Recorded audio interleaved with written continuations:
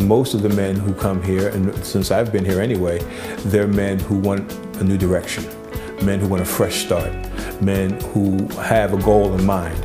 And the things that we offer as support, they believe is a fit that would help get them to their goal. A lot of times when I've heard people coming back on restoration, they didn't have any supports available. So there's a gap that's created where the person just doesn't have that support to transition safely. We had a gentleman that came through, and he was from Maryland. There has been a great amount of fear that he had experienced. One of the goals for the treatment plan was for him to get his license. And of course that fear came back up, but it challenged him. And we helped them to make the right steps. He ended up going through driving school and just encouraging him along the way. One of the things that he said is that I would have never attempted it on my own had I not had the support and the encouragement that was given here. He felt like he had accomplished something, and he did. And that fear had been alleviated. So the support of being with somebody and walking somebody through the process is very important, because a person goes back into society by themselves and they may not have the helping hand. It's overwhelming. Some of our men were just functional addicts, but were just out of control because they couldn't stop doing what they were doing. Then some were really hardcore. Homeless, prison, the whole gamut. But nonetheless, they've come out of that. And our pastoral department is first rate in regards to keeping them out of that and having them understand why to stay out of it and move forward and distance themselves from it.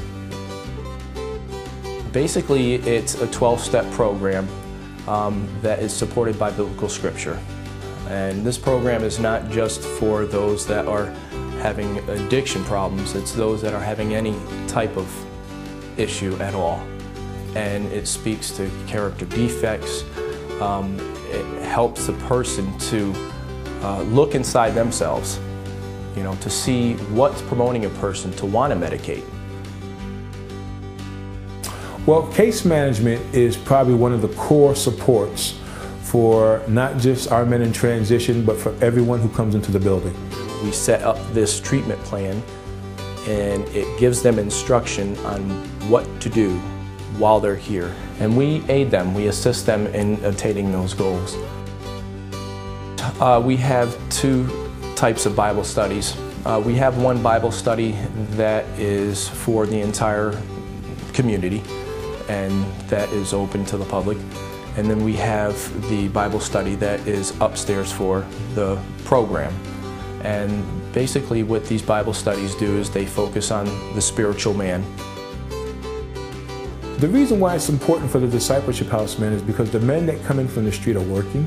They represent the success that men can be, being free from drugs and alcohol, being free from the things that would beset people, not giving themselves over to things that would beset people, and being a success.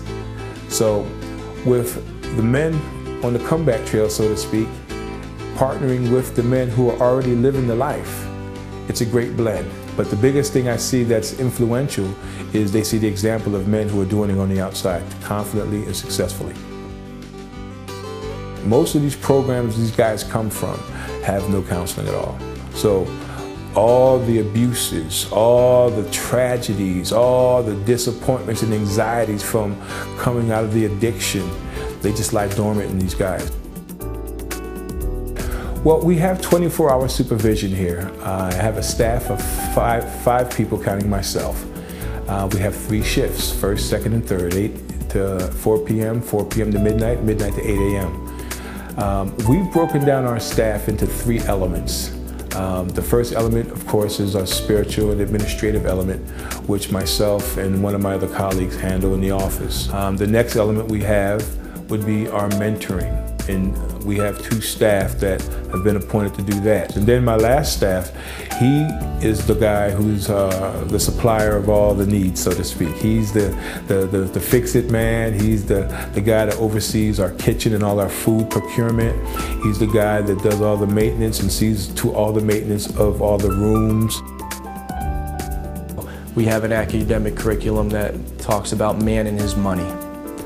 Well, that's going to teach from the biblical standpoint of how a man is supposed to be a good steward of their money and how God would have them to use their money. And we also have one that's called the man in his time, and that steward of time. So all these things can help them when they get out to living on their own. There's always staff here, so there can be a close watch on an individual. You know, if we sense that there's a person that's just behaving a little bit differently, maybe this person's a little sad, or maybe this person's going through something, that accountability system will, you know, enable one of us to reach out to the individual. So it's a safeguard for people. Volunteer opportunities here mark part of the change the men are making in their lives. It also gives them opportunity to share their life, share their experience, share what's happened to cause their lives to change. They become instruments not only to help, but they become instruments of hope. And as the men consistently do that, they become so fond of it because they begin to see the product of it and the fruit of it. For me, what motivates me is seeing transformed lives, seeing the miracle of people's lives being transformed by God. The renewed mind, the change in character, the change in a person's heart that takes place. That money cannot buy. Only God can do that. And so that gets me up every day.